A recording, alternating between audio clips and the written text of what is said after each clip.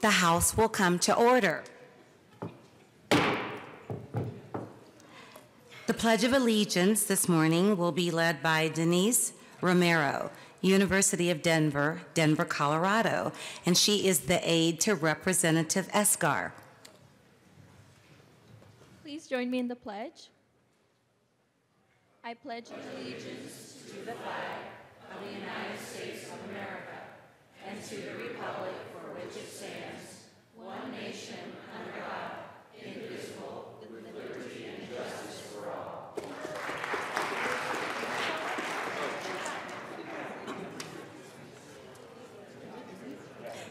Mr. Randall, please call the roll. That was great. Representatives Arndt, Baisley, Beckman, Benavides, Benavides,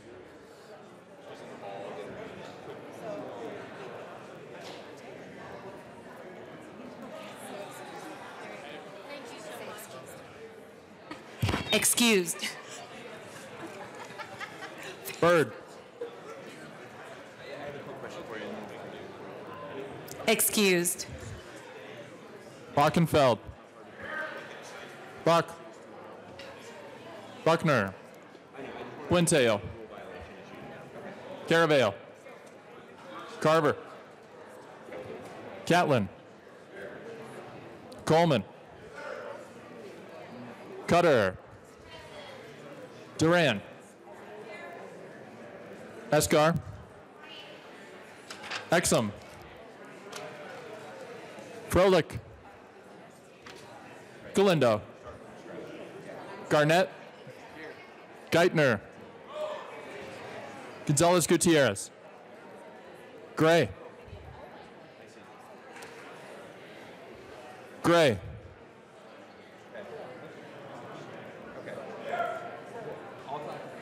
Hanson, Herod,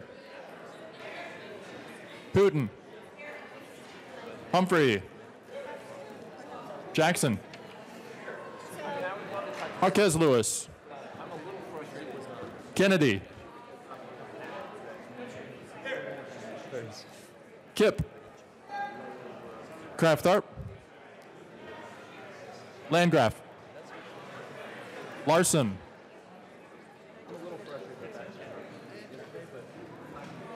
Larson,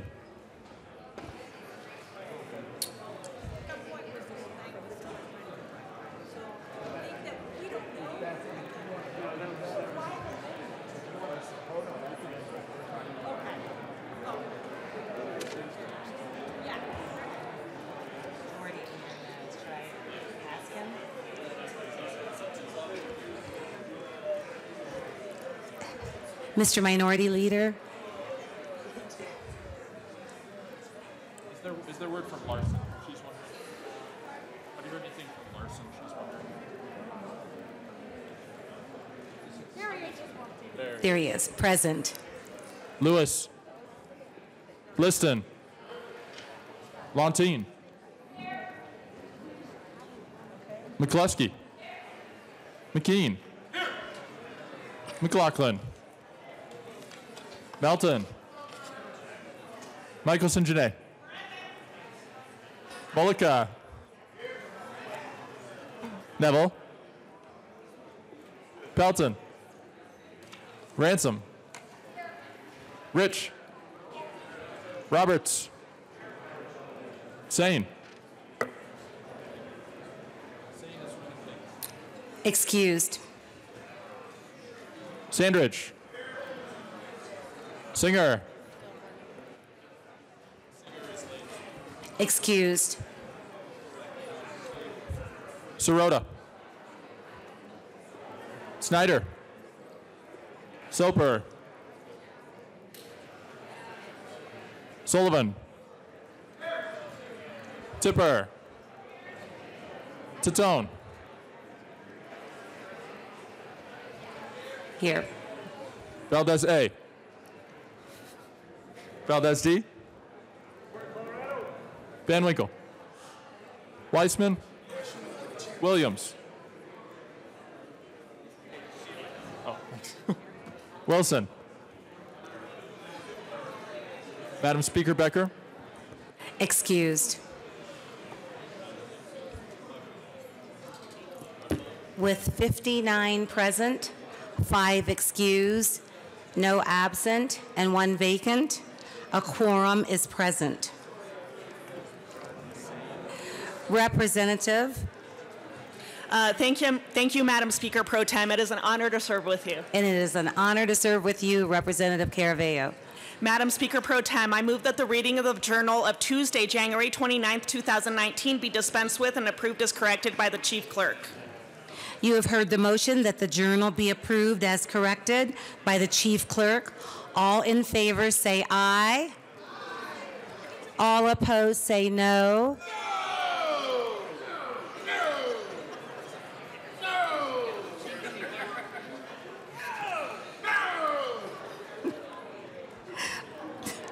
The motion passes.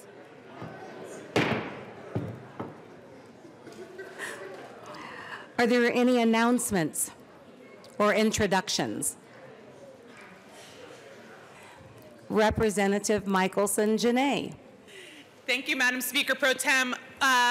Public Health Committee, we have our joint session upon adjournment in room 271. Please be there swiftly. Representative McLaughlin. Thank you, Madam Speaker Pro Tem. It is a good day for education in Colorado. I would like you to all welcome the Colorado Community College presidents that we have. They represent just about every aspect of our state. There's 13 colleges in 40 locations, and I just want to welcome them all. May I read their names out? Yes. Okay. Okay, so standing up, please give your attention over here on your right. Dr. Diane Doyle of Arapahoe Community College, please stand up. Oh. Representative McLaughlin, could we please have order in the House? We have some important introductions. I like that. All right, we're going to start over here. You're probably all represented or know one of these people because they make a remarkable difference in education in Colorado. So would you please stand? Dr. Diana Doyle from Arapahoe Community College. Dr. Betsy Hoden from Community College of Aurora. I was close on that one. Ron Granger from Colorado Northwestern Community College. Dr. Everett Freeman from the Community College of Denver. Andy Dorsey from Front Range Community College. Dr. Linda Lujan from Lamar Community College. Dr. Kurt Freed, Morgan Community College. Jay Lee, Northeastern Junior College. Dr. Tim Alvarez from Otero Junior College.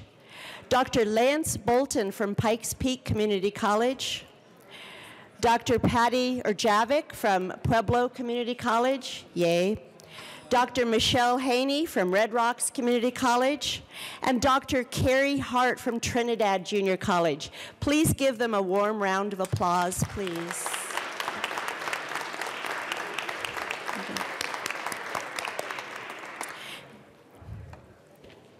Representative McLaughlin. Thank you. And today I would just like to remind you that there's a luncheon for the community colleges from 11:30 to 1:30 at the First Baptist Church. You're all welcome. Please come say hello to the presidents and to Chancellor Joe Garcia. We welcome you to attend that today. Thank you very much. Representative Escar. Thank you, Madam Speaker Pro Tem. And on your way over to the lunch or any other time you have free today, there is the mobile labs from Public Community College right out here on the south steps. They're giving free tours all day. Stop by on your way, walk on through and see what the mobile learning labs are all about. And thank you, Public Community College, for bringing that up so we can take a look at it. We appreciate it. Representative Ransom. We're all together. Okay, Representative Escar and Ransom. Members of the health committees, as you've heard, our joint committee is going to be upon adjournment. I told you you wanted to come up with me. Make sure you bring your purple book with you. I hope you've taken a look at the departments that you oversee, their requests, because we're ready for lively discussion about those requests. And members, in addition to the JBC presentation, and as Representative Escar said, bring your book to the hearing. We will also be hearing a presentation on the IDD wait list. So upon adjournment, room 271, also known as the Old State Library. I would also like to say that the Health and Insurance Committee is meeting this afternoon, also in room 271, to hear House Bills 1032 and 1033. Thank you. Thank you, Representative Lontine. Representative Michelson-Janae and Representative Liston. Thank you, members. It is Rotary Wednesday, and many of the members of the chamber and elected officials were Rotary members prior to becoming elected officials and while they were elected officials. So if you were ever a Rotary member, members, please raise your hand. Rotary in the House. Raise your hand, Rotarians. Representative Hooton, raise your hand. Rotarians? Rotarians, raise your hands. Rotarians, raise your hands. We have Rotarians, raise their hands. 2, 3, okay. Great. And while we are serving, we cannot make our Rotary meetings, but we wanted you to know what it is that is at the heart of what we do. So, for those Rotarians, and if others would like to join us, we're going to do the four-way test, which is well known in Rotary. First of all, is it the truth? Is it fair to all concerned? Will it build goodwill and better friendships? And it will be beneficial to all concerned. Thank you. Rotarians, that counts as a makeup. Thank you for that quartet. Representative Kraft Tharp. No, she was first. Excuse me, Representative Tipper. Thank you, Madam Speaker Pro Tem, and it's an honor to serve with you. And it is an honor to serve with you as well. Good morning, members. I have esteemed guests, 30 students from Bear Creek High School up in the gallery. Can you stand up and wave? Just wanted to thank you all for being here. And if you have questions for these representatives, that's what they're there for. Welcome, Bear Creek. I saw you on TV yesterday. Welcome. Representative Kraft Tharp. Thank you. So members, if you could all please welcome and congratulate Dr. Michelle Haney, who is the new Westminster City Councilor this week. This is the first time I've seen her since her appointment on Monday night, and we're very proud to have you serve us. Thank you, Dr. Haney. Representative Buck. Thank you, Madam Chair, and I would be remiss if I didn't mention a wonderful diamond in the rough that we have in Weld County, and that's Ames Community College. So if any of them are here today, also I want to recognize Front Range Community College. Thank you for all that you do. Thank you. Representative Gray. Thank you, Madam Speaker Pro Tem. House Transportation and Local Government Committee, we will be meeting this afternoon at 1:30. We'll hear House Bill 1034 from Representatives Sullivan and Escar, and we'll be killing Representative McKean's bill, House Bill 1072. See you there. Representative Weissman. Good morning, Madam Speaker Pro Tem. I have two announcements. First, I'd like to acknowledge Community College of Aurora and President Dr. Betsy Oudenhoven over on the side here. Representative Weissman, could you hold on just a moment? Could we please have order in the House? Thank you, Madam President Pro Tem. I wanted to acknowledge my home district, Community College of Aurora, and President Dr. Betsy Oudenhoven, who is with us today. I'm honored to represent CCA. It's actually about 5 minutes from my house. CCA hosts students of all ages and all subjects on the pathway to further education in Aurora. The second announcement is for House Judiciary members. House Bill 1045 is coming off the calendar tomorrow. It will be reset for a later date. Watch for that. We will hear as scheduled 1092 and 1030, and that is the usual time tomorrow. Thank you. Representative Liston. Thank you, Madam Speaker Pro Tem. It's a pleasure to serve with you. Members, I've been kind of busy here over the last couple of weeks, just like all of you, and so I've neglected to. There's been a lot of good economic news, and something that just came out the other day. A company that we're all familiar with, Walmart, that little company called Walmart, has announced that last year they hired 1,400 truckers. 1,400 truckers. These are good jobs, and they announced that this year they're going to hire hundreds and hundreds of more truckers, and they're going to pay these good jobs $90,000 a year. So if you're looking, if this job gets a little down on you and you're looking for maybe a little higher paying job, then I would suggest you go apply to Walmart, because you can maybe get a job for $90,000 a year. So let's give a good shout out to that job creating machine, Walmart. So thank you, Walmart.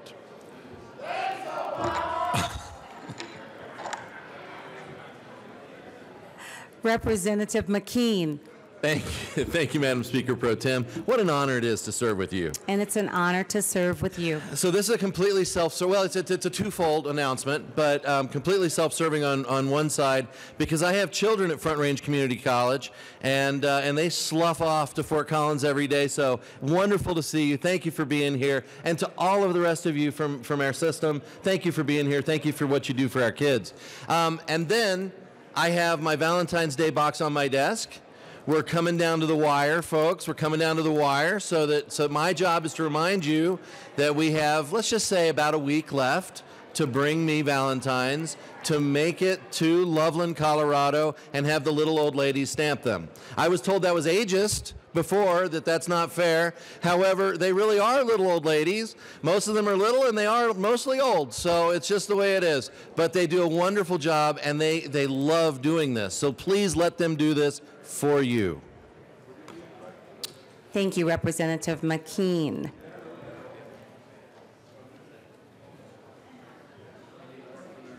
Are there any more announcements or introductions? If not, Mr. Majority Leader. Mr. Minority Leader.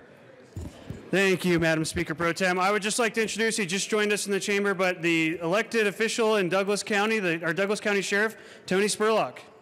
Please welcome him.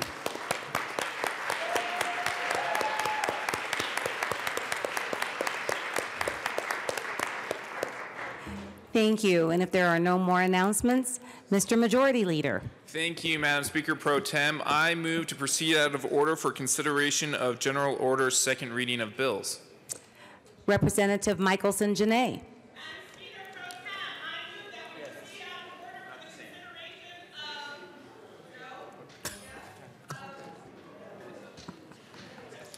General orders. Pretty good. Thank you.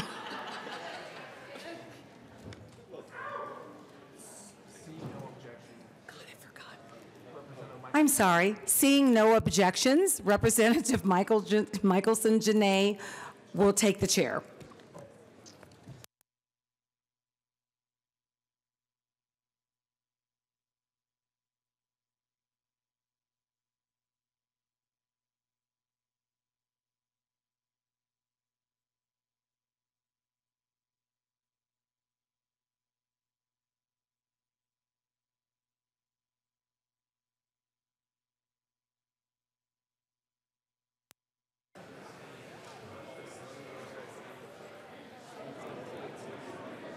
So Marilyn, I start with Mr. Majority Leader, please, or Mr. Randall, please read. Oh, where are they?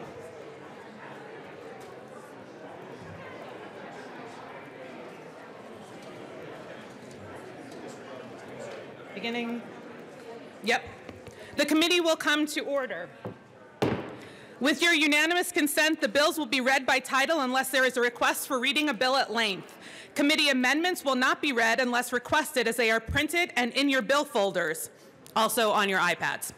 Floor amendments will be shown on the screen and on your iPads and not read unless requested. Bills will be laid over upon motion of the Majority Leader. The Coat rule is relaxed. Mr. Majority Leader. Thank you, Madam Chair. I move to lay over House Bill 1046 to the end of the second reading calendar today. House Bill 1046 is laid over to the end of the second reading calendar. Mr. Randall, please read the title of House Bill 1035. House Bill 1035 by Representatives Rich and Roberts, all Senator Woodward, concerning an increase in flexibility to set fees for electoral inspections that are not conducted by the state. Representative Roberts. Thank you, Madam Chair. I move House Bill 1035 in the Transportation and Local Government Committee report. To the committee report. Thank you, Madam Chair. In the Transportation and Local Government Committee, we made some changes to keep the 15% cap that local governments can charge above the state fee, but we reverted back to the 2014 fee structure, which is the time when the fees became untenable for local governments. So we're going back to a time when it was possible for local governments to do these inspections, but keeping the 15% cap. I ask for an aye vote. Is there any further discussion? Seeing none, the question before us is the adoption of the Transportation Committee report. All those in favor, say aye. Aye. Aye. Opposed, no. That passes. To the bill. Representative Rich. Thank you, Madam Chair. House Bill 1035 is a bill designed to give more local control to counties and cities that are conducting their own electrical inspections. And I want to thank Representative Roberts for agreeing to sponsor this important legislation with me. Under current statute, the Department of Regulatory Agencies has the responsibility for conducting electrical inspections around the state. However, counties and municipalities are authorized in statute to conduct electrical inspections within their jurisdictions if they wish. Currently, approximately 16 counties and 35 municipalities conduct their own electrical inspections. Mesa County, which is my district, is one of those counties that does their own inspections. It's an important service to our community. Waiting for state inspectors to get out to our county results in a lot of delays. The issue and the reason for this bill is that the fees that are changed for electrical permitting and inspection are set by statute, and local governments cannot deviate from these fees by more than 15%, regardless of the actual cost to local governments to conduct these inspection programs. In the fall of 2014, DORA lowered its fee structure by 50% because of various budget issues. When they did this, our local government, or all local governments, were forced to follow suit, costing cities and counties tens of thousands of dollars in lost revenue. The fees were later raised, but were again slashed in 2018, forcing locals to follow suit. As introduced, House Bill 1035 would decouple local and state fees by allowing governments to set their own electrical permitting and inspection fee structures. Go ahead. Representative, what's your name? Roberts. Thank you, Madam Chair. Members, this is a great bill for rural Colorado and for some of our outer metro counties as well, to allow them to do this work in their counties, do it in a timely and efficient manner, and get paid for the work that they do. I'd ask for an aye vote. Thank you, Representative Roberts, and it is an honor to serve with you. Is there any further discussion? Seeing none, the question before us is the passage of House Bill 1035. All those in favor say aye. Aye. Opposed, no. The ayes have it. 1035 is passed. Mr. Randall, please read the title of House Bill 1071. House Bill 1071 by Representative McKean, House Senator Zenzinger, concerning the repeal of obsolete provisions regarding water quality and control in connection therewith, limiting the requirement of the State Board of Health approve municipalities' entrance into a joint operating agreement with an industrial enterprise for work related to sewage facilities, and clarifying that the Board of Directors for a Water Conservancy District must comply with the rules of Water Control Commission concerning the manner in which the water courses of the districts are used for the waste disposal. Well done. Representative McKean. Thank you, Madam Chair. I move House Bill 1071. There is no committee report. To the bill. This bill is yet another statutory revision cleanup bill. We're moving things where they ought to be. State Board of Health into CDPHE where the actual regulations lie. I urge an aye vote. Is there any further discussion? Seeing none, the question before us is the passage of House Bill 1071. All those in favor say aye. Aye. Opposed, no. The ayes have it. 1071 is passed. Mr. Majority Leader. Mr. Randall, please read the title of House Bill 1042. House Bill 1042 by Representatives Gonzalez Gutierrez concerning expanding the jurisdiction of the courts for certain vulnerable youth. He's about to do it. Mr. Majority Leader. Thank you, Madam Chair. And I just want to, this is kind of a change in procedure, so I just wanted to explain it. But I move House Bill 1042. So moved. And so we're to the bill. We passed the committee report yesterday. We laid the bill over because there was 10 signatures asking for a new fiscal note. The fiscal note analyst came back and said there was no change to the fiscal note. So now we are back to the bill, but I just want to make sure I kind of laid out why this is a little bit different. So we are to the bill. The committee report was part of the committee of the whole report yesterday, and it was passed. To the bill. Representative Gonzalez Gutierrez.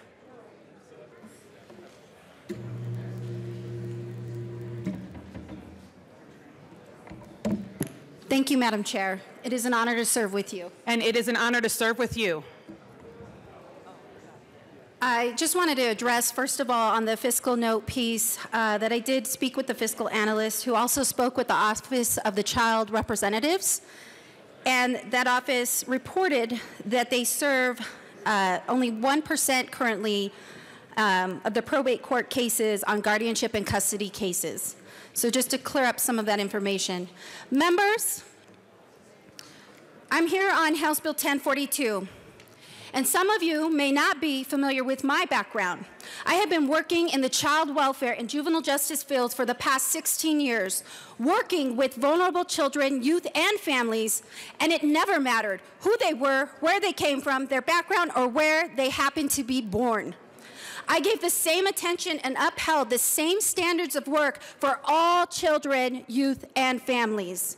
And yes, I worked with youth between the ages of 18 and 21 who are currently being served by the Department of Human Services, the Division of Youth Services, and juvenile probation. During this time, there has been significant research of the adolescent brain, and what we know is that the prefrontal cortex is the last part of our brains to develop. This is our executive functioning, our decision-making center, and this is said to still be in development up until the age of 24 or 25. Now I'm going to ask you all to think back to a time in your youth when you were 18, 19, or in your early 20s. What were you doing? Some people are still in high school at the age of 18. You may have been in college, working, or still trying to figure life out. I ask you, who were your supports? Where did you go for comfort, for a home-cooked meal, to do your laundry, to get advice, or for financial assistance because you were struggling?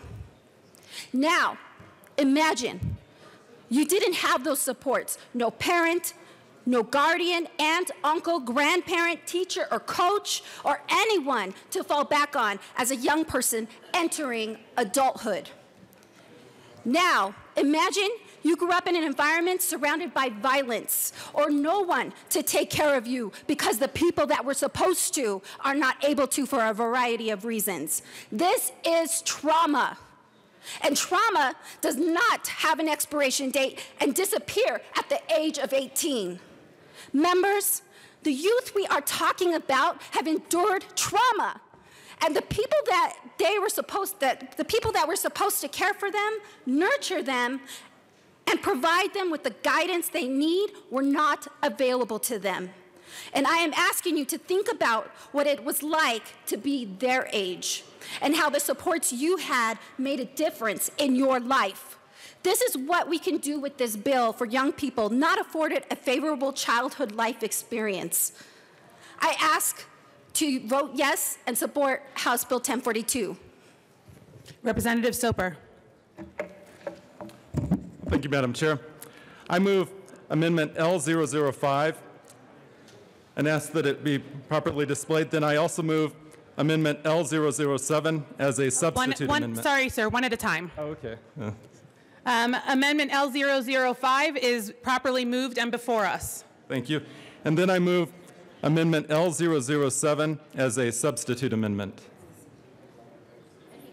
And L00 is moved. And Please hold. Sure, and properly before us. Excellent.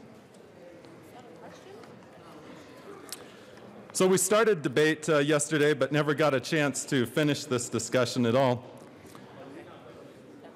So if those of you would like to come check out the text, I welcome you to come on down.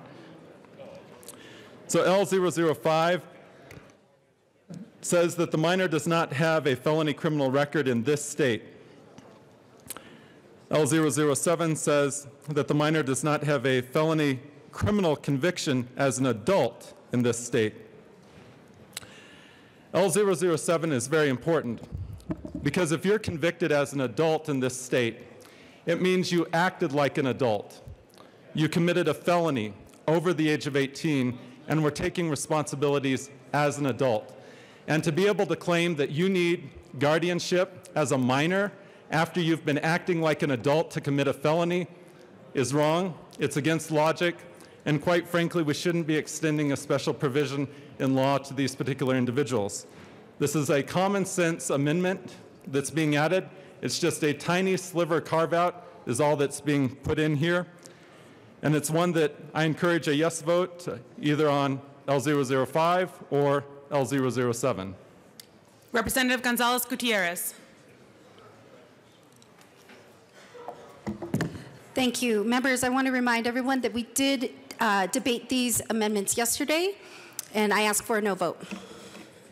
Is there any further discussion? Seeing none, the question before us is the passage of Amendment L007. All those in favor say aye. Aye. All those opposed, no. No. The noes have it. That motion has failed. To the bill. Representative Gonzalez Gutierrez. Thank you, Madam Chair. We were to the substitute amendment, so we're down to L005. Sorry, procedural foul. We are back to L005. The question before us is the passage of L005. All those in favor say aye. Aye. All those opposed, no. No. The noes have it. L005 is lost. To the bill, Representative McKean. Thank you very much, Madam Chair. You know, we did have this discussion yesterday, and I'm left still with my concerns about some of the pieces of this bill, and maybe even more so this morning after hearing the impassioned speech of my honorable member. When we talk about our frontal cortex not developing until a late age, and that being the rationale for why we need to make sure we protect people to the age of 21, that's what the bill says, but if we listen to the science, it says that frontal cortex doesn't even develop until 25. So is 21 just a random number that we've picked out because the federal government says it ought to be that number?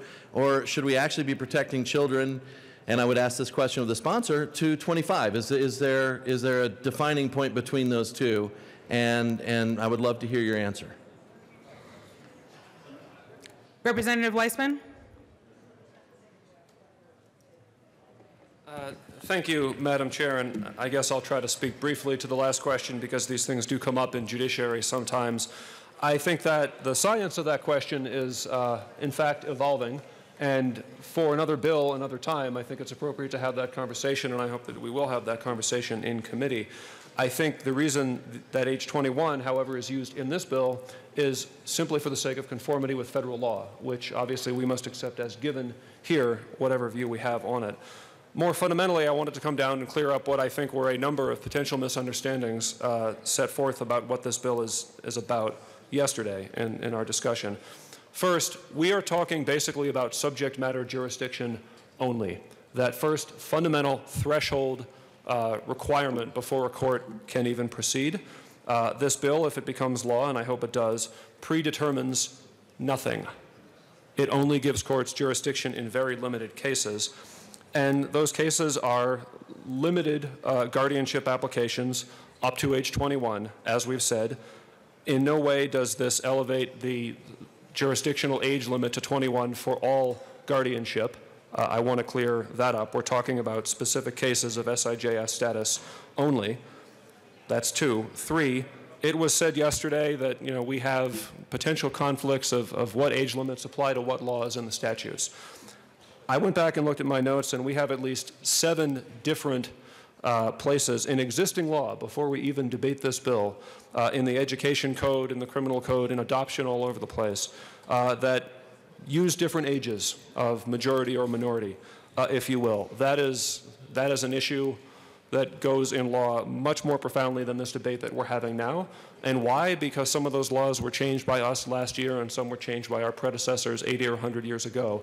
And in a complex society, you sometimes have things like that happening in your statute books.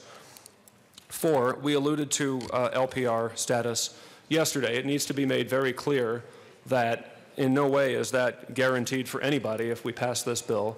First of all, again, we're talking about subject matter jurisdiction only if the bill passes. What that means is that certain eligible individuals who meet the criteria in this bill may go to a state court, and if the facts meet the law, they may get an order, but they're not done. Then they have to go through the federal immigration system, and then they may or may not be granted SIJS status, again, if the facts meet the law. And we heard in testimony that the review is getting a little bit tougher. It's getting harder to win that status at the federal level. That's probably not surprising right now. And only then and after then is there a whole separate process that goes on for years by which one may, not is guaranteed to, but may ultimately win LPR status. So respectfully, I disagree with the characterization that was recited from the American Bar Association on that point yesterday. We also heard about evidentiary standards. As amended by the committee report, the requisite threshold here is sufficient evidence. Those are the words in the bill. Those words are entirely consistent with other aspects of law. I basically construe that as the quantum of evidence necessary to take a matter to a jury, to a fact finder. There was a technical amendment made only to conform that standard with the words that we find in many other places in the law. There were questions, and I think fair questions, about what is the real impact here if we pass this. I'll tell you, having been in committee where we heard this and heard from practitioners for hours, here I think is the real impact. Avoiding the trafficking of vulnerable minors, avoiding basically forced labor, avoiding sexual slavery, avoiding harm to minors, providing for the security of minors, dealing with the consequences, and these are the words from federal law now, dealing with the consequences of abuse, neglect, and abandonment, as I would suggest a prosperous and humane society ought to do. That's all we're talking about here.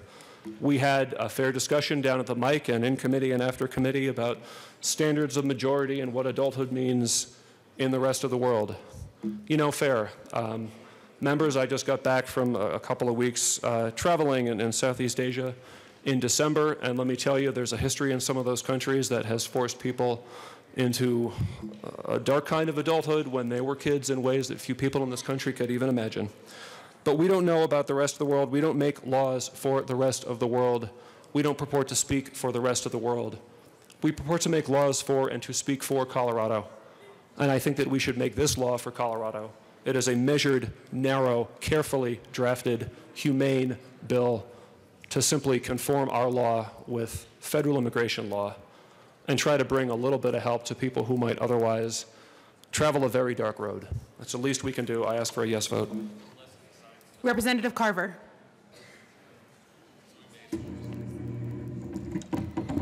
Thank you, Madam Chair, and thank you, Rep. Wiseman. I wanted to cover just a couple of points, not to repeat the debate yesterday, but to deal with some of the aspects that were referenced by Rep. Wiseman. Be aware that in current federal immigration law, there is a specific provision made separate and apart from special immigrant juvenile status, the subject of this bill. There is a separate provision in federal immigration law to cover and provide a path to stay in this country for victims of human trafficking. So human trafficking, when we are talking either sex slavery or wage trafficking, is covered under a different part of immigration law. not special immigrant juvenile status. So that is not an issue with regards to SIJS. It is quite true that federal law, this provision that dates back to 1990, does talk about up to age 21 for special immigrant juvenile status. That is absolutely true. And we have had, since 1990, petitions filed for those under age 18 considered minors and juveniles under Colorado law, perfectly consistent with the federal law, as have a vast majority of other states. Remember from yesterday, only 5 states have extended their state court family law jurisdiction to age 21, and that's fairly recently. That is California, New York, Maryland, Nevada, and Washington. So Colorado law is consistent and fits with federal law. It is Colorado's decision the extent to which they want to expand their state court jurisdiction with regards to this specific type of petition. But there are consequences to this. What are the consequences? The consequences are that when a petition is filed for this expanded category, if you were to approve this bill, that we would be looking at establishing guardianship under Colorado law. Guardianship for young adults, people who would otherwise be considered adult under Colorado law, 18, 19, 20, 21. We would be establishing guardianship under Colorado law and an option for that guardianship to be managed by the state, the Office of the Child's Representative. And if we approve this bill, and if those guardianships are established, remember, the federal decision on whether to grant SIJS status is an independent decision that the federal government makes. But you could end up with, it's certainly possible, that you could have a situation where the state court has gone forward, established a public guardianship, and the federal government decides not to grant SIJS status. So that is a likely result, at least for some of the petitions. So, you know, that is an aspect of this bill. And the difficulty when you have an age group that for many other purposes under Colorado law would be considered adult and not subject to a guardianship, right? Decisions, ability to make their own medical decisions. And I read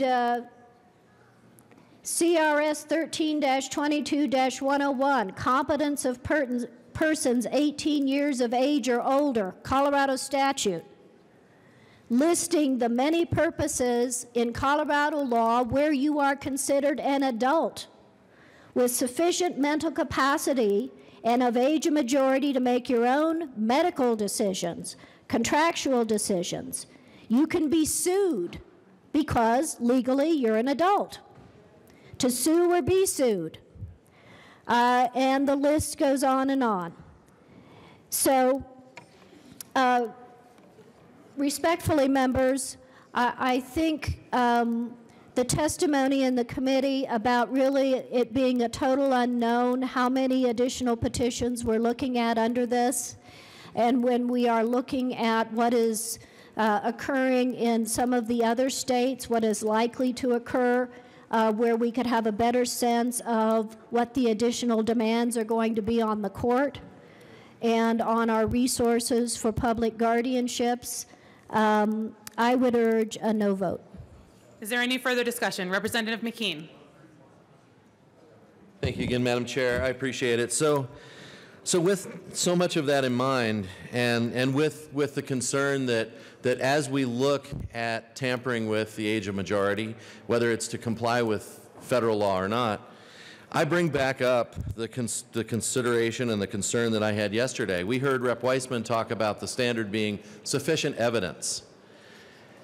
What I talked about yesterday, I think, was vital to the conversation about how we look at changing our laws, and especially if you look at it in the light of sufficient evidence. This bill purports to protect individuals who are subject to abuse, neglect, and abandonment.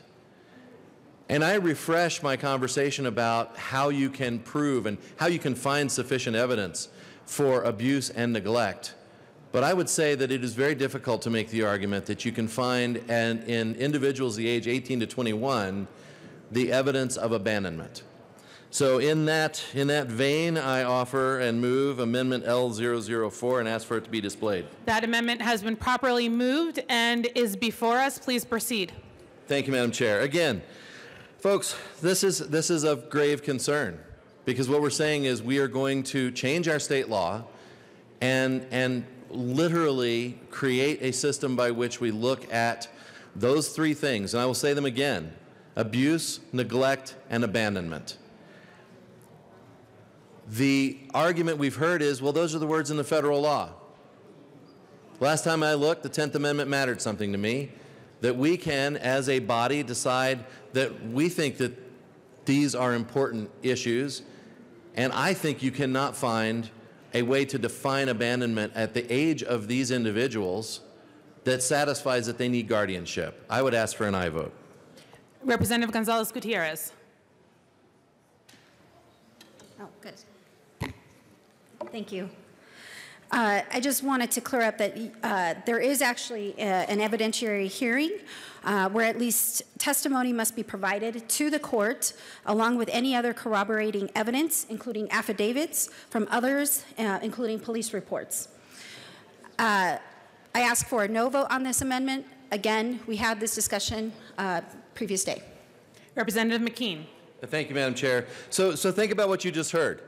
Evidence is brought to a hearing, and you say, okay, we want affidavits, we want police reports. Folks, just take a second and think about what we're talking about. We're talking about individuals of 18 to 21.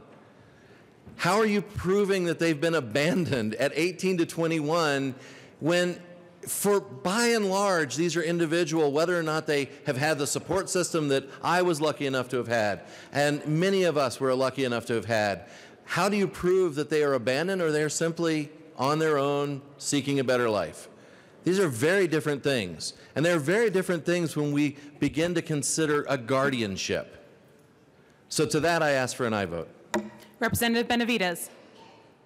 Thank you, Madam Chair. And after having heard this bill in committee, as the last couple of speakers did as well, basically the court already has jurisdiction over these individuals before they turn 18. They have already made those determinations. Yes, I am an attorney, but I have never had to make that determination. But there can be sufficient evidence to establish abuse, abandonment, or neglect, and they have made that determination. Whether it continues on is also up to a court, because at any age they could stop court custody of that individual, and you can abandon a 19-year-old if they're disabled, developmentally disabled. So it is not just perfectly able-bodied young people that are out doing everything on their own. They can still be sued. They can still face consequences for their actions. This does not prevent this. All it does is allow the court, who already has established guardianship and over them, to continue that and let the court issue an order that then will allow the federal authorities to make a determination, and the evidentiary hearings have already happened. So I would urge a yes vote, or no vote, a no vote on this amendment, and ultimately a yes vote on the bill. Representative Carver. Thank you, Madam Chair. And just very quickly to Representative Benavides' point, because I think it really focuses on what's, I believe, the most difficult part of this bill. You are absolutely right that when you are talking about young people ages 18, 19, 20, and 21 who have developmental disabilities, other mental capacity issues, that of course a guardianship is considered in those cases because it is a mental capacity issue. But that's not what this bill is about. This bill is talking about establishing a guardianship under, and I will want to get back to the abandonment, because under Colorado law and the vast majority of U.S. and I believe other countries, where you have age majority of age 18 or 19, that is when a parent's responsibility for the care and shelter of their child ends legally. And at that point, at age of majority, in common law terms, the age of emancipation, when that person has reached that age, assuming they've got mental capacity where they are able to make their own decisions. And so abandonment goes, this issue about having abandonment as a basis for doing what? Establishing a public guardianship under Colorado law for a young person, 18 to 21, with full mental capacity, which under any other circumstance, they would not be qualified for a guardianship, and there would not be an issue of, quote, abandonment by their parent, because under the law, the parent would have been deemed to have completed their parental responsibility for their minor child. So I ask for a yes vote on this amendment. Is there any further discussion? Seeing none, the question before us is the adoption of Amendment L004. All those in favor say aye. Aye. All those opposed, no. No. The noes have it. That amendment is lost. To the bill. Thank you, Madam Chair. I almost said the wrong word. Thank you, members. Again, I ask for your support and a yes vote.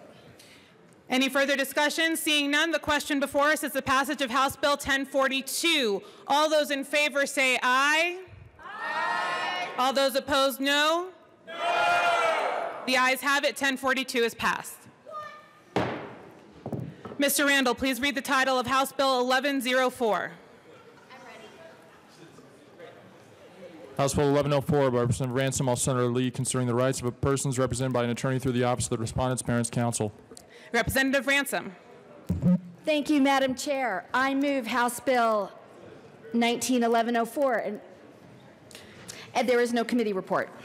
Properly moved. To the bill. Thank you, Madam Chair. This bill is a cleanup bill for the Office of Respondent Parents Counsel. It actually does two things for this office that was just established in 2016. For those of you that aren't familiar with the office, it is an independent state agency that improves advocacy for parents in child welfare proceedings and makes the system fairer for parents overall. Their main function is oversight of state-appointed attorneys for indigent parents. So this bill does two things. One, it allows the attorneys for these indigent parents to have read-only access to the files. They have actually access, but we wanted to have it in statute that they could have read-only access to just the name index and register of action, so it's very limited. And second, if a parent has lost their parental rights and then wants to reestablish them, it says in statutes that they can come back and use this, and get counsel if they meet all of the requirements, the income requirements, et cetera. But it didn't specifically say that this office would be the one to set up that counsel. So it was just, they were just two cleanup proceedings. They were statutory changes that were missed when the ORPC was first created. So with that, it came unanimously out of the Judiciary Committee on a unanimous vote. So I ask for your support. Is there any further discussion? Seeing none, the question before us is the passage of House Bill 1104. All those in favor say aye. Aye. Opposed, no. The ayes have it. 1104 is passed. Mr. Randall, please read the title of House Bill 1062. House Bill 1062 by Representative Rich, also Senator Scott, concerning the Grand Junction Regional Center campus. Representative Rich. Thank you, Madam Chair. I move House Bill 191062 and the Finance Committee report. To the committee report. The Finance Committee amended the bill making these changes. Allow all or a portion of the campus to be sold or transferred. This is to allow the Department of Personnel and Administration maximum flexibility in negotiating the sale or transfer of this property. Allow transfer to a state agency because the bill says only local government or higher ed institution. The Department of Personnel and Administration has authority in existing law to transfer to state agencies. That clarification was not included in the introduced bill regarding this property, and this aligns DPA authority with its authority on other state-owned properties. Also, struck the language on page 3 that would have changed reporting by Department of Human Services. This leaves the reporting the way it is in current law.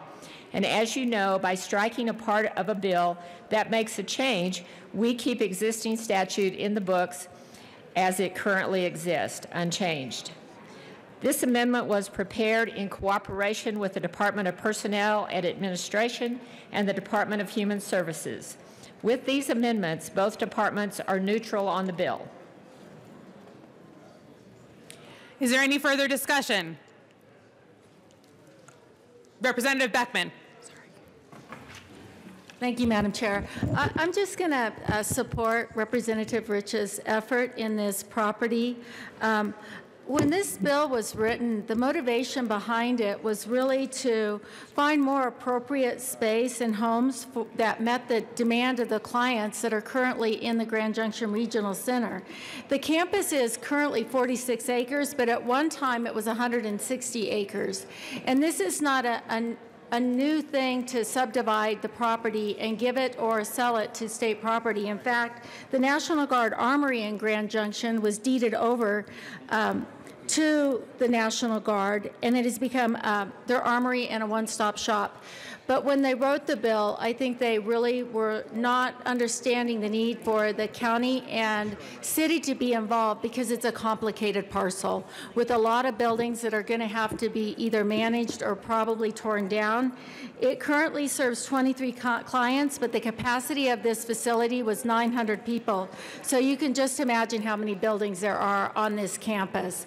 It is a complicated piece of campus, and we need to make sure that Mesa County and Grand Junction are able to have some say in this property as it evolves into new development and something very positive for the city of Grand Junction and Mesa County.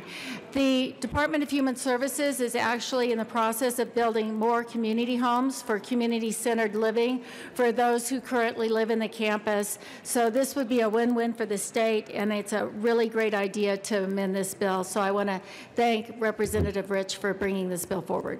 Representative Landgraf. Thank you, Madam Chair. I sat on the Regional Center Task Force for 2 years, and we came to the conclusion after visiting all of the centers and talking and meeting with parents and professionals that these facilities are not doing their job in a proper manner. The money we have spent on these, all 3 of the regional centers is really criminal when that money can go to the communities to provide the services that are appropriate for the people living there. So I want to thank Representative Rich, thank you, and anybody else that wants to co-sponsor this bill for finally getting done what needed to be done years ago. So thank you. I support the bill and ask for a yes vote. Representative Soper. Thank you, Madam Chair. I too rise in support of House Bill 1062 and want to thank Representative Rich for bringing it forward. The regional center is very important to Western Colorado and to the Grand Valley in particular, and it's an area that with a little bit of redevelopment will really be an asset to our community to be able to add affordable housing, educational centers. And it's a part of town that really does need some attention, and it's only the type of attention that the state can perform. That's mainly because there's a lot of expenses such as asbestos that will need to be cleaned up in order to transform the property. So being able to transfer it is definitely a strategic move. So I too ask for a yes vote. A reminder that we are on the committee report, so please keep comments to the committee report. Representative Liston. Thank you, Madam Chairman. Well, members, I too rise in support of the committee report, and I want to commend Representative Rich for tackling a problem that has vexed the legislature off and on about the regional center over in Grand Junction. You know, far be it from me, I'm from just little old Colorado Springs, and really have only been to Grand Junction a time or two, but I know this is a problem that the legislature has been grappling with off and on over the years, and I think that Representative Rich and the committee have done good work, so I urge an aye vote for this piece of legislation that allows the good citizens of Grand Junction to take care of this problem once and for all. So congratulations, Representative Rich. Thank you for your good work. Representative Benavidez, and are your comments to the committee report or to the bill? Let's pass the committee report.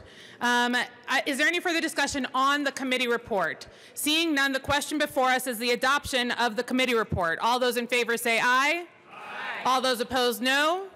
The committee report is passed. To the bill. Thank you, Madam Chair.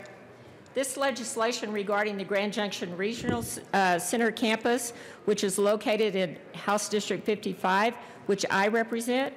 This bill was first referred to the Capital Development Committee for review, and it voted 5-1 to recommend support of the bill and Amendment L001. The Finance Committee passed the bill to the Committee of the Whole on a vote of 8-2. Current law allows the state to transfer state-owned properties through a specific statutory process. The Grand Junction regional property, however, became an exception to that through the passage of Senate Bill 16178, which among other provisions states this property shall be listed for sale. The purpose of 19-1062 is to restore the option to transfer this property. The language listed for sale remains in statute as an option. This bill gives Mesa County and others the option to negotiate a transfer with the state. There are many complex issues to be resolved.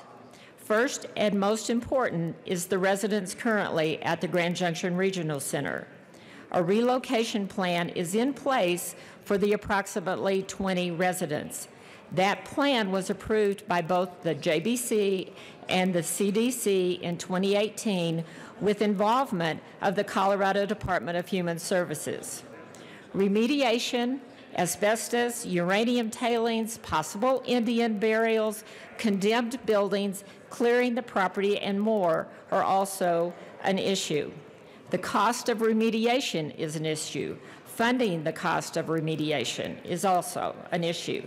Disposition of the property will come back to the legislature for action, likely several years from now. This bill just adds the transfer option to statute for consideration. Thank you. Thank you. Any further discussion? Representative Benavidez.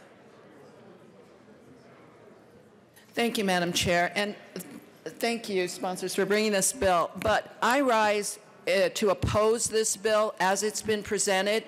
In committee, in Finance Committee, we heard this bill.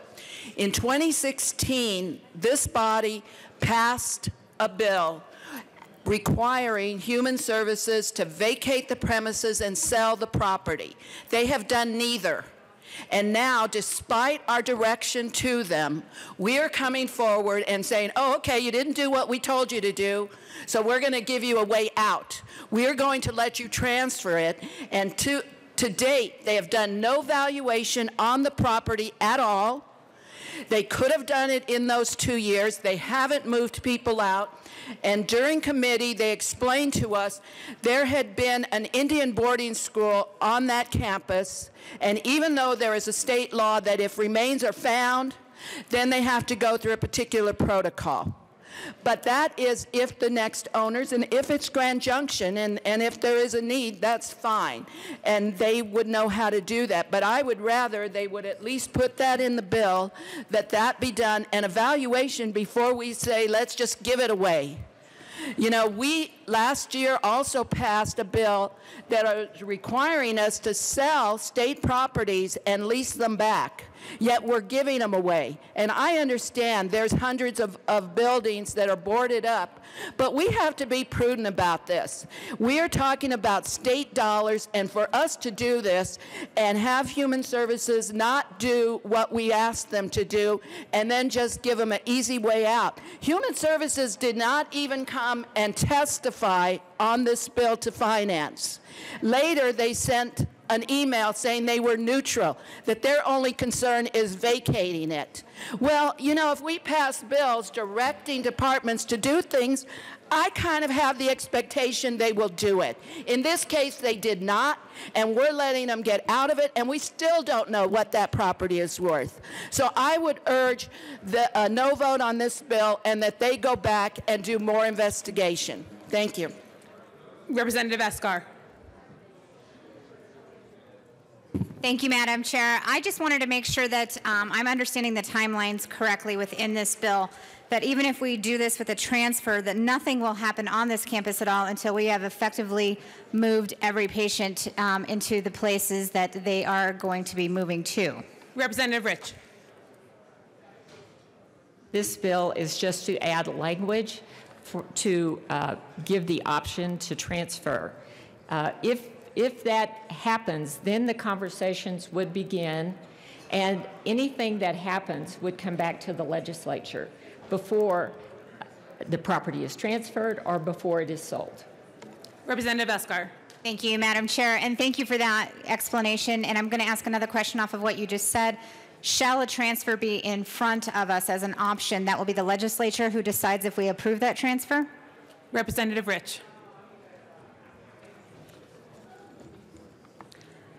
I believe it would. I think we have, as far as from what I understand, it just adds the transfer option. Anything that gets done would have to come back for approval by the legislature. Representative Buck. Thank you, Madam Chair. And folks, I don't know about some of you members, but I've served down here about 6 years, and I think we have looked at this Grand Junction Center for years and years, and the cost of individuals to take care of has been quite the burden. This is a Grand Junction issue.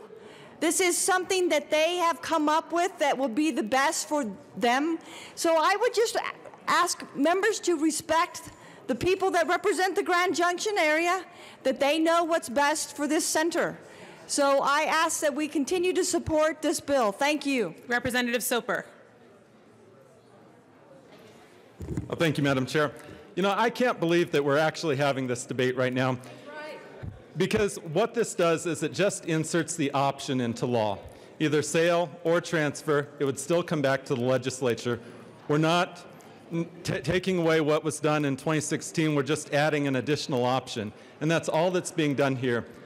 This is really good for the Grand Valley. And quite frankly, for those of you that haven't been out to see the regional center, redeveloping that piece of property is going to be key to that part of the Grand Valley. The ability to have affordable housing, the ability to have an educational center, the ability to bring jobs to that part of the Grand Valley is critical. And that's why being able to have the state be involved in some of this, just because of the expense of actually redoing some of these buildings, either demolishing and rebuilding, asbestos. I mean, we're talking things that there's a reason why the property hasn't sold, although we were going to wait till, of course, all the patients were able to find new homes because that was in the 2016 legislation. But it's still, no one's going to be looking at this property, and that's why there's a legitimate government interest in being able to transfer this. So I too rise in support and ask everyone to support this bill too. Thank you. Representative Roberts. Thank you, Madam Chair. Members, I also rise in support of House Bill 1062. What we have here is a county government and a local municipality who wants to start having the conversation about what can be done with the land that falls in their boundaries. Passing this bill doesn't mean that the legislature loses all oversight and that this is off of our books and we won't be able to be involved. This just allows the conversation to begin so that the county government can figure out how much it will cost to acquire part of the property or all of the property, to figure out what they need to do next with the people who live there. And yes, as Representative Soper, my friend from Delta County, says, these are badly needed services on the Western Slope. This is good for the Western Slope, and this is good to start the conversation. I ask for an aye vote on 1062. Is there any further discussion? Seeing none, the question before us is the passage of House Bill 1062. All those in favor say aye. Aye. All those opposed, no. The ayes have it. 1062 is passed. Mr. Randall, please read the title of House Bill 1047. House Bill 1047, Representative Benteo, concerning the authority of the Metropolitan District to levy a sales tax for the use of providing fire protection in the areas of the district in which the tax is levied. Representative Buenteo. Thank you, Madam Chair. There is no committee report. To the bill. So. Oh, you have to move, please. I move to the bill. I move House Bill 1047. I move House Bill 1047. To the bill. Thank you, Madam Chair. In southern Colorado, and in particularly this last year, we saw numerous wildfires. The largest of those was Spring Fire, which by itself consumed over 100,000 acres before it was contained, burning down more than 100 homes. This bill, well, with that in mind, I believe it's important that every area in Colorado have the ability to levy a sales tax, to decide for themselves whether or not they want to have a professional fire force. This bill, which is a local control bill and has no fiscal note, is a statute change that allows metro districts, special districts that allow 2 or more services to put to the question of a sales tax increase in order to fully fund a professional fire department. With all that in mind, I urge a yes vote. Representative Landgraf. Thank you, Madam Chair. I want to thank the representative for bringing this bill. Last year, and I think it's important that you hear this, last year I was invited to a meeting in Black Forest, at Black Forest Fire Station, by one of my fire chiefs from Turkey Creek, where I met with about 20 different fire chiefs. And they wanted to meet with me to tell me the impact Gallagher is having on their ability to continue their forces. These people are hurting. They are in trouble. And when they have to stop running a fire engine or an ambulance, it hurts everybody, not just because of fire damage, but the increase to insurance costs and everything that goes along with that. So I think it's an important bill. There is already a sales tax. All this does is include the use of those funds for the fire districts. So I would encourage a yes vote, especially for anybody that has a metropolitan rural fire district. Thank you. Rep. Escar. Thank Thank you, Madam Chair, and I'm glad to hear that we're talking about the real impacts and issues of Gallagher, but more on that to come. I want to stand in support today of House Bill 1047. This is a bill that's super important for part of my district as well. Pueblo West alone right now has over 30,000 residents, and we have 2 fire stations. One is on the north side, one is right on the beginning as you come in, but we have an entire development, an entire area of Pueblo West with no fire department. And this fire department actually help out State Patrol as well. When an accident happens on I-25, they dispatch and they head out to I-25. So while our fire crews, which are limited in scope as it is because of limited funding, are out on I-25 taking care of an accident, and a fire happens 20, 25 miles south or east of there, how long is that going to take for a fire crew to be able to come out? Right now, Pueblo West doesn't even have the option to go to their voters and say, would you help us? That's what this bill does. This bill gives these metro districts whose hands are tied an ability to just simply do that. Go to their voters and ask them for help, the people that live in their district. I stand in strong support of House Bill 1047, and I hope you do too. Representative Buck. Thank you, Madam Chair. And I was a no, and I just wanted to explain my no. I think we know in the legislature where we have issues in our districts. But I'll be honest with you, in my district, we are having an extreme amount of growth. And the reason I voted no is because right now those metro districts are just hammering the people that are in these districts on a lot of fees, development fees. So right now they're saying we're being pinched out of where we want to live now. And so now we're going to try to incur a sales tax on top of that. So it's not that I don't understand the issue, and I respect the issues that some districts have, but my district, I can say it's not a one-size-fits-all, and this will unfortunately hurt the ones that are in these new growth areas with metro districts. So thank you. Representative Liston. Thank you, Madam Chair. Well, members, I rise for a fiscal conservative like me. Nobody on my side of the aisle, most of us, we don't like tax increases. I certainly don't like them. But I'm a member, or I have I want to give a shout out to the good people. It was brought up about the spring fire.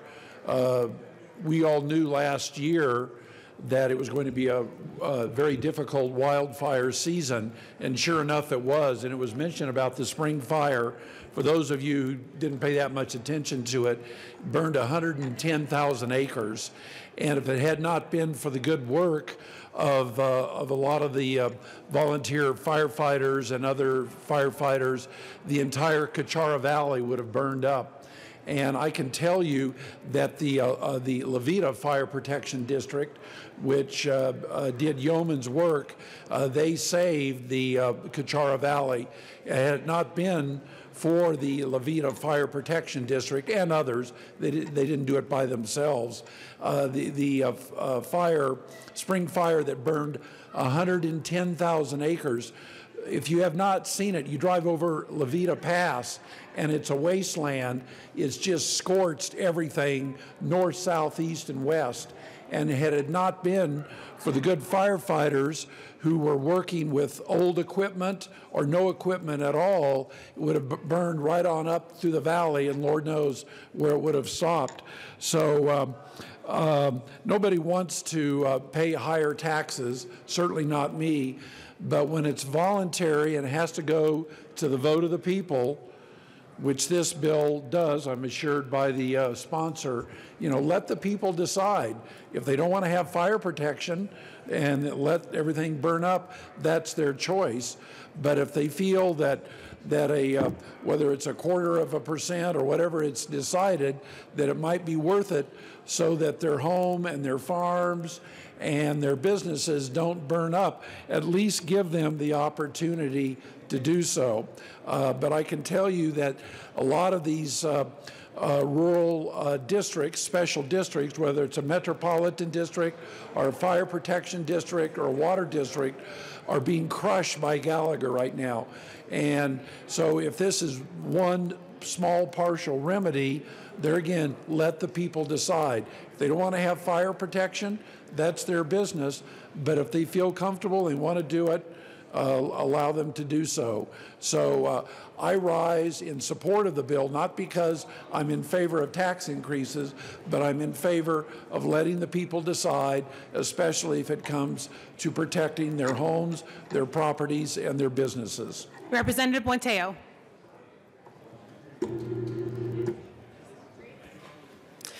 I would just like to address some of the concerns brought up and echo the sentiments by my colleague, Representative Liston. For those of you who haven't made it past the El Paso County line this side of the last decade, Cuchara Canyon is gorgeous. It was honestly one of my son's favorite hikes, and it's destroyed. You cannot put a price tag on our Colorado lands. You cannot put a price tag on a home of memories, on anybody's home. You cannot put a price tag on our home in Colorado as a whole. And what I love about this bill, and frankly why I'm bringing it, is because this is all about local control. There is no mandate, absolutely none. If the voters decide, whether it's Pueblo West, Colorado Springs, or one of the metro areas in Denver, that they do not want to have fire protection, that is up to them. They can vote down the question put on the ballot. There is no mandate. There is no fiscal note because it hasn't been put to the voters. This is a small step in fixing some of the damage that Gallagher has inflicted on the state. So, with that in mind, I urge a yes vote. Thank you. Representative Lewis. Thank you, Madam Chair, and good morning. Somebody tall must have been here. Good morning. I would like to explain my no vote in committee for this Metro District bill. First of all, I don't vote for new taxes. Second of all, I don't vote for a way to put in for a new tax. So that's the first two strikes against the bill. Third, when you study metro districts, you find out there's a lot of things that they can do. They could even go back to their board and determine to tax more and go back to their voters, tax more, and give that money to the fire department. Fire district. It isn't that we're going to vote against the fire district. It isn't that I'm going to stand up here and say we don't need more money for fire districts. We do all over the state of Colorado. This is a metro district. So when you study about metro districts, and I'm going to give you a little bit of insight of how I know this. Back in 2014, some people together in Benton County tried to put a metro district over 750,000 acres in Benton County. Most of that is all agriculture land. We fought it. Well, they reduced the size down to 450,000 acres, and they were going to create a new taxing district, a metro district there, for historic preservation and the Rec League. We fought it hard. We don't need more metro districts doing that kind of thing. So the first bill when I came to the Capitol was to carry that bill. It was House Bill 16-1065. And we were successful in getting that through. It was a good bill that tweaked it to where they couldn't come out to agriculture land and do those type of metro districts. So that's how I got educated on metro districts. But this is just a step towards taxation, more taxation on those folks. Yes, it does go to the voters of the people, but the Metro District Board could also do some things that they're not talking about. So I urge a no vote. It's just another way, another step closer to another tax. Colorado doesn't need this. Thank you. Is there any further discussion? Representative Landgraf. Thank you, Madam Chair. Members, this does not create new metro districts. This is for metro districts that already exist. And I can tell you that where I live, when there is a fire, we're not just talking about canyons and open space. We're talking about open space that leads to people's homes, their livestock. It is tragic to go out and see the number of I forgot what kind of animals. They have horns and antelope. the number of antelope who were killed when we had a fire in Midway. And when that happens, all of our districts have to respond. Fort Carson comes out, Fountain comes out, Colorado Springs ends up coming out. And if it's on the west side of my district, Turkey Creek, they can't handle those fires. So it falls to all the other districts to support them. This will at least help. That particular district doesn't have retail, so I'm not sure this will actually help them at all, but at least there's the potential for others. So I ask for a yes vote, especially if you have a rural fire district. Representative Buck. Thank you, Madam Chair. And to me, if you're creating this fire protection sales tax, doesn't that create competition then for the sales tax dollars? So I'm just asking the sponsor of the bill. Representative Buentello.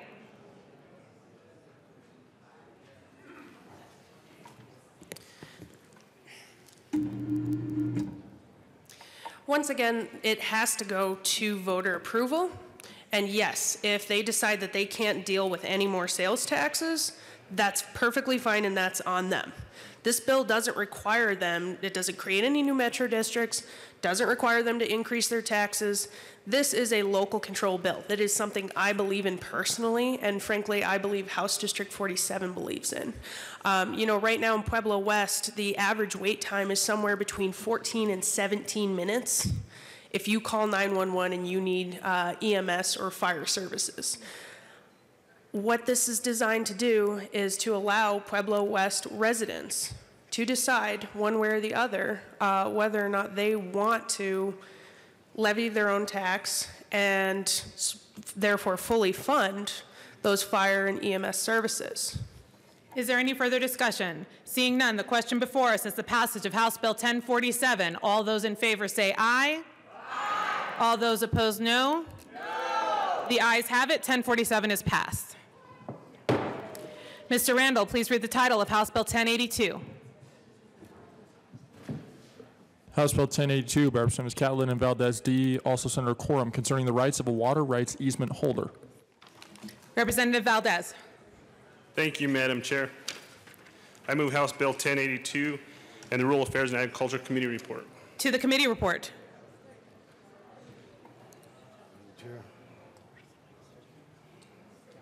Oh, Representative Catlin, sorry. Thank you, Madam Chair. It's an honor to serve with you. And it is an honor to serve with you, Representative Catlin. Thank you very much.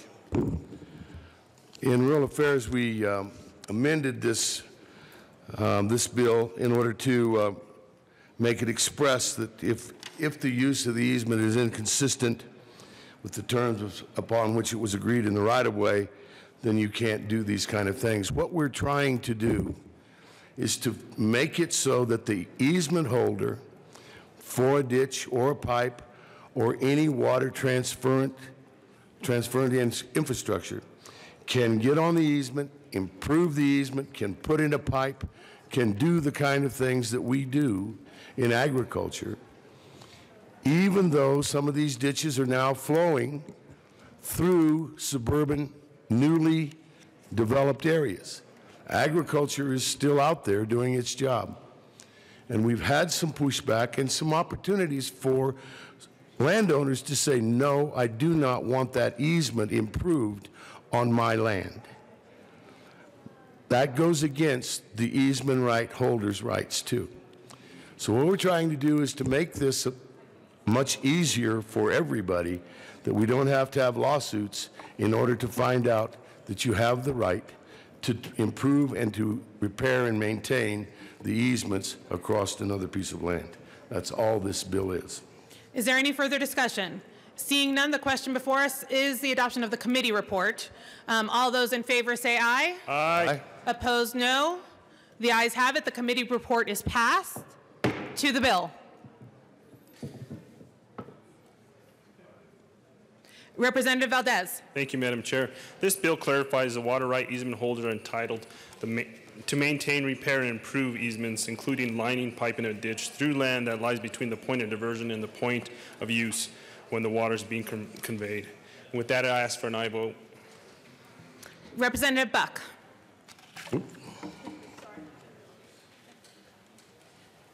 So I wanted to explain my no vote on this, and again, I absolutely appreciate where the bill sponsors are coming with this. I do believe the ditches can be notorious for seepage, leakage, waste, and et cetera.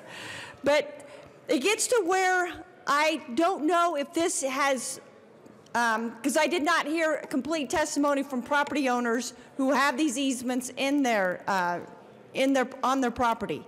So if a person has a ditch and it's a beautiful ditch, but an easement right or ditch holder can put a pipe in that person's ditch to kind of really disrupt the private property's enjoyment of a ditch, I don't know where that line is drawn. And so I don't know if I'm giving too much rights to an easement versus a property. I'm hoping that both property owners and ditch owners can come to an agreement before we give all the rights to a ditch owner and an easement. So those are my concerns, and that was why I was a no. Representative Lewis.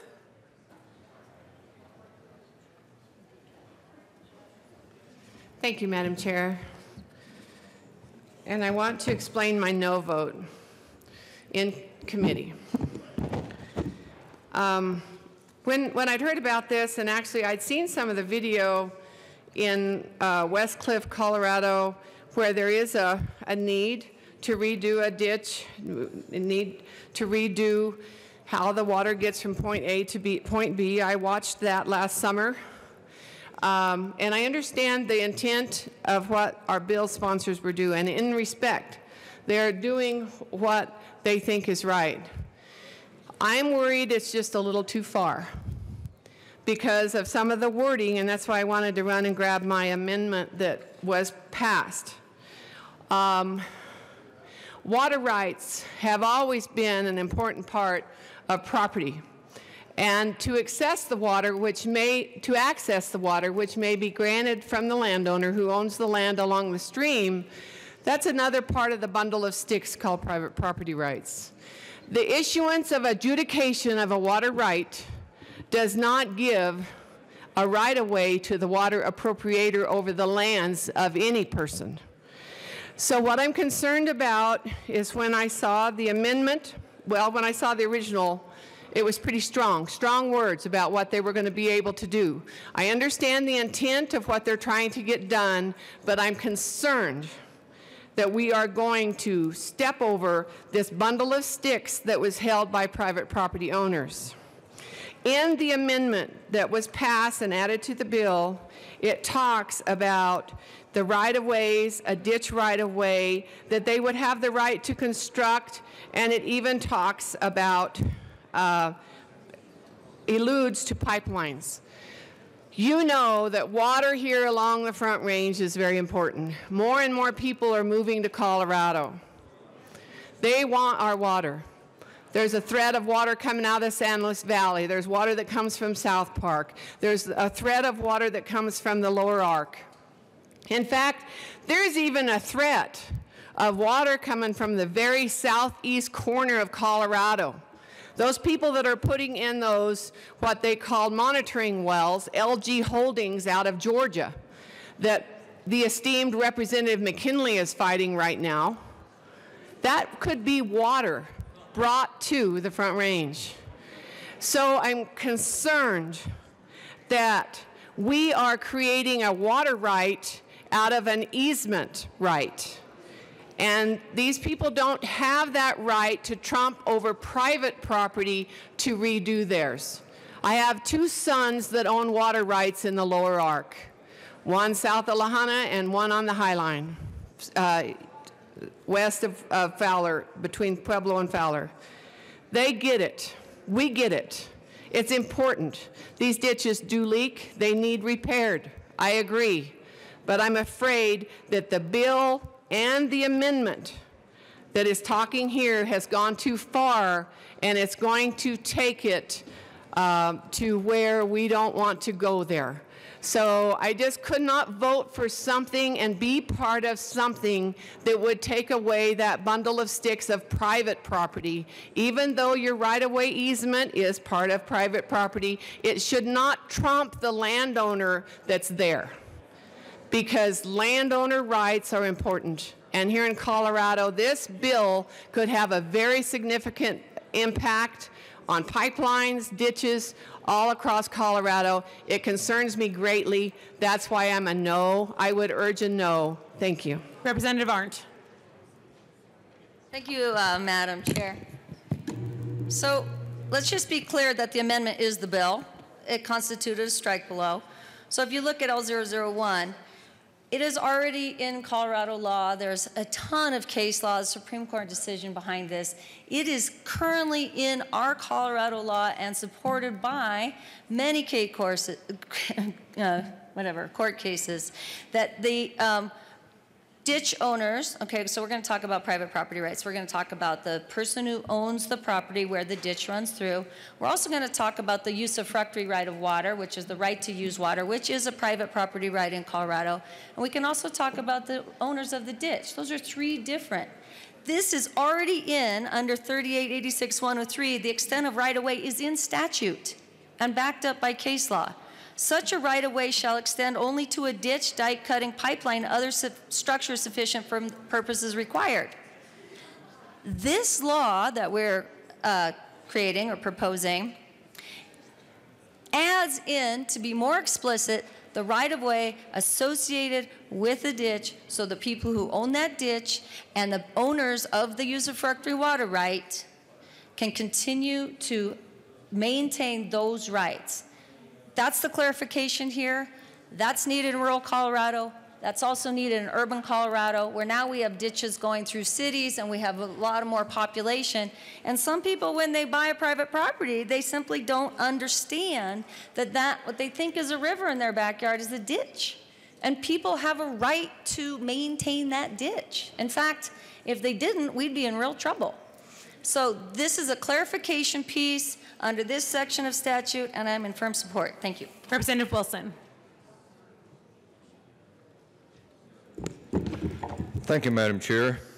For those in the chamber that may not be involved with agriculture or never been involved with agriculture, which is about everybody in the room, could the bill sponsors clarify how an easement comes about? Is that a unilateral decision by the ditch owner that they can go through the private property, or is that an agreement between the landowner and the ditch right owner? Representative Catlin. Thank you, Madam Chair.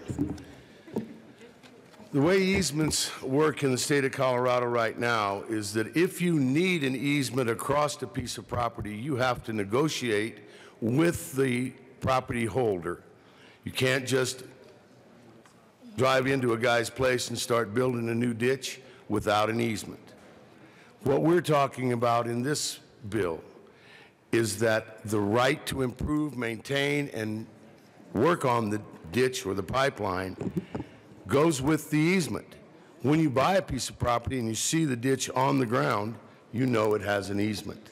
It's usually mentioned in your abstract or on your title insurance policies. This does not create new easements to go across new people's property. That all has to be negotiated, purchased, and this is about private property and private water rights being able to be improved across the property of other people without having to be sued if you're deciding you want to, improve your easement. It does not create new easements across other properties. Representative Lewis. Thank you again, Madam Chair, and thank you for your time. I want to come back down and talk just a little bit more after listening to the testimony to bring about some more issues. And an issue that I have and concerning about our Constitution and what rights we do have. The dichotomy between personal liberties and property rights is a false one. Property does not have rights. People have those rights. The right to enjoy property without unlawful deprivation, which is what we have here in the United States, the right to enjoy private property. No less than the right to speak or the right to travel is in truth a personal right, whether the property in question be a welfare check, a home, or a savings account. In fact, a fundamental interdependence exists between personal right of liberty and the personal right to property. So when we talk about this bill, House Bill 19-1082, we're talking about the personal right to property. Neither could have meaning without the other. The rights and property are basic civil rights that have long been recognized. The term property is also in the Fifth Amendment and is construed to denote the group of rights inhering to the citizen's relation to a physical thing, as the right to possess, use, and dispose of it. So we're talking about these ditches again, these rights. In United States versus General Motors, further, that's one of the cases that is cited on this type of right. And the U.S. Supreme Court has repeatedly held that as to property reserved by its owners for private use, the right to exclude others is one of the most essential sticks in the bundle of rights that are commonly characterized as property. So for them to come in and exclude the fact that this private property right is here and that we don't have to pay for that or get a hold of that person to make sure that this gets done, that we just have the right to bring in equipment and redo this ditch, we are excluding that essential stick in the bundle of rights. And so I think, again, this bill, this amendment, which is the bill, is correct, has gone too far, and it concerns me greatly. Therefore, I'll still be a no, and I encourage a no vote. Thank you. Is there any further discussion? Seeing none, the question before us is the passage of House Bill 1082. All those in favor say aye. Aye. All those opposed, no. No. The ayes have it. 1082 is passed. Mr. Majority Leader. Thank you, Madam Chair. I move to lay over the balance of the second reading calendar till tomorrow, Thursday, January 31st. The balance will be laid over. Mr. Majority Leader. I move that we rise and report. You have heard the motion. Seeing no objection, the committee will rise and report.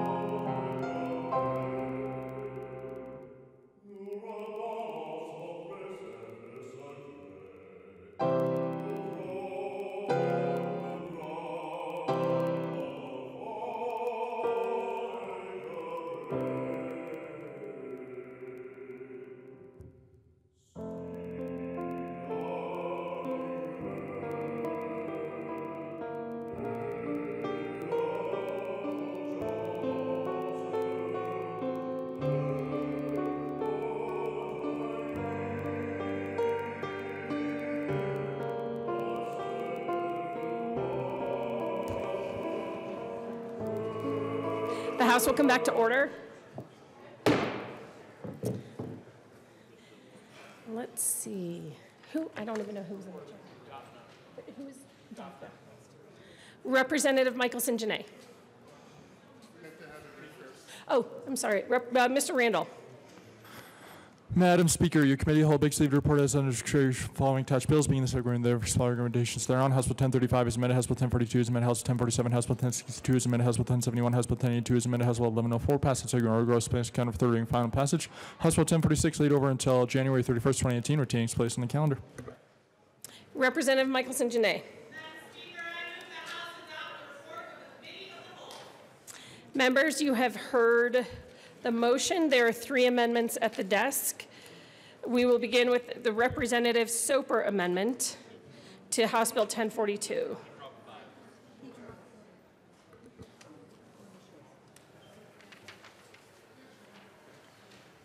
Okay. So this is L007. Representative Soper.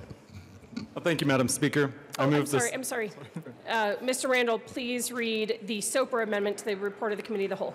Representative Soper moved to amend the report of the committee hold to reverse the action taken by the committee in not adopting the following Soper Amendment L007 House Bill 1042 to show that said amendment passed. The House Bill 1042 is amended passed. Representative Soper. Well, thank you, Madam Speaker. I move the Soper Amendment to the Committee of the Whole and ask for a yes vote. One moment. Are you going to display it? Okay, it's coming up in just a minute. Ask for it to be displayed.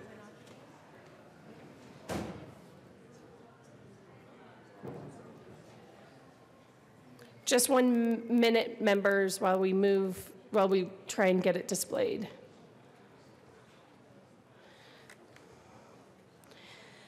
Representative Soper, do you want to speak to the amendment while we're waiting? Or are you done? You're done, okay. Representative Gonzalez Gutierrez. Okay. Maybe I shrunk. Thank you, Madam Speaker. Again, members, we did debate this earlier. I asked for a no vote.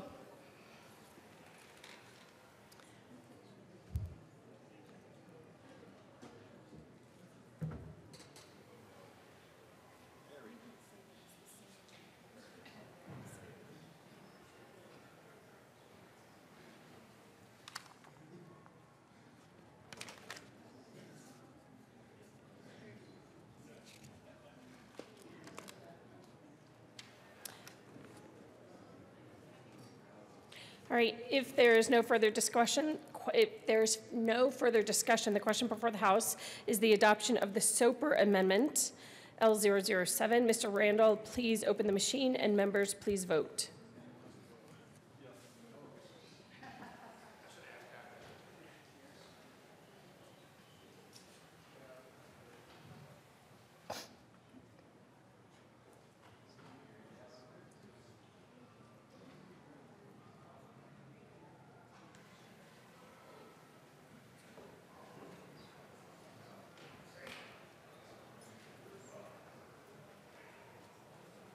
Mr. Randall, please close the machine.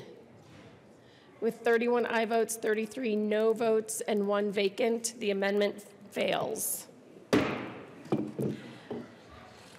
We are now to the McKean Amendment. Mr. Randall, please read the McKean Amendment to the report of the Committee of the Whole. Representative McKean moved to amend the report of the committee hold to reverse the action taken by the committee in not adopting the following McKean Amendment L004 to House Bill 1042 to show that said amendment passed. The House Bill 1042 is amended passed. Representative McKean. Thank you, Madam Speaker. I renew my commitment to how we look at these. Oh, I move my amendment, the McKean Amendment, to the report of the Committee of the Whole. Representative McKean. I renew my call to take a better look at how we look at abuse, neglect, and abandonment. I don't believe that we've had the case made for it. I urge an aye vote on my amendment. Representative Gonzalez Gutierrez. Thank you, Madam Speaker. I urge a no vote. Thank you. Is there any further discussion? The question before the House is the adoption of the McKean Amendment to the report of the Committee of the Whole. Mr. Randall, please open the machine, and members, please vote.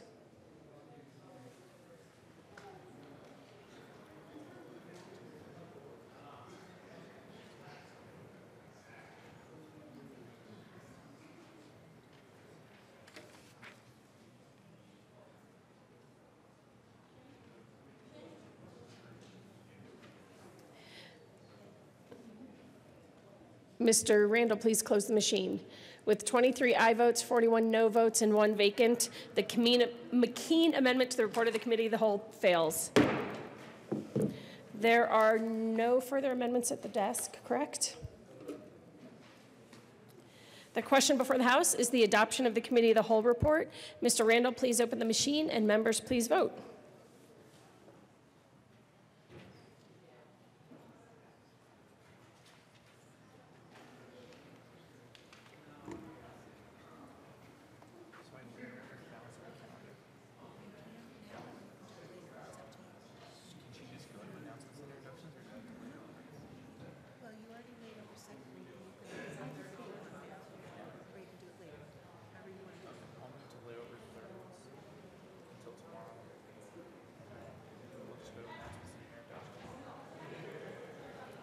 Mr. Randall, please close the machine.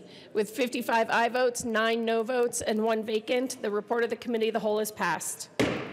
Majority Leader Garnett. Thank you, Madam Speaker. I move to lay over third reading until Thursday, January 31st. Seeing no objection, third reading calendar will be laid over till tomorrow, Thursday, January 31st. Announcements and introductions. Representative Crafthart. Thank you, Madam Speaker. Business Affairs and Labor Committee will be hearing 2 bills today, House Bill 1040 and House Bill 1107. Note, we will not be hearing House Bill 1086 today. Thank you. Representative Singer.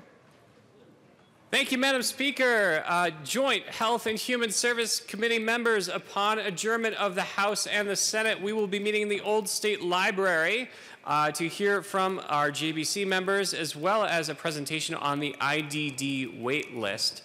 So I look forward to seeing you all upon adjournment in the Old State Library. We'll see you 5 minutes. Any other announcements or introductions? Going once, going twice.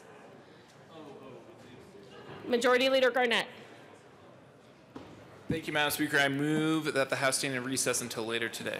Seeing no objection, the House will be in recess till later today.